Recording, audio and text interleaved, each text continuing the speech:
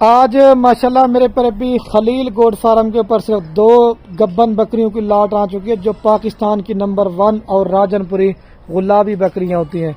और मुंह से बकरियां 4 दांत है और ये माशाल्लाह 3.5 से 3.5 माह की गब्बन है। और जिस भाई को जोड़ा चाहिए 1,10,000 रुपए का फाइनल देंगे, अगर एक लेंगे 60,000 रुपए की। इनका माशाल्लाह जो जिंदा लई वेट है माशाल्लाह 40 से 45 किलो है। चला पिला के आपको एक एक करके दिखाते हैं। पहले एक को चला यार, बाकी रात नंबर स्क्रीन के ऊपर नजर रखेगा। इस तरह की चीजें माशाल्लाह डेरे पे रख लेते ना तो पता चलेगा कोई आदमी माशाल्लाह इधर वापस ले एक दफा। हवाना भी माशाल्लाह से बकरी का चेक कर लिया। इस तरह की मेले वाली बकरियां माशाल्लाह से आप दोस्तों को चेक कर। दूसरी लेके आया यार, ये जो आपको निशान नजर मिट्टी वगैरह लगी हुई है, बाकी चीजें माशाल्लाह से प्योर है। ठीक है, मेरे पर भी आप चेक कर लें। 1,10,000 एक लेंगे 60,000 रुपए की।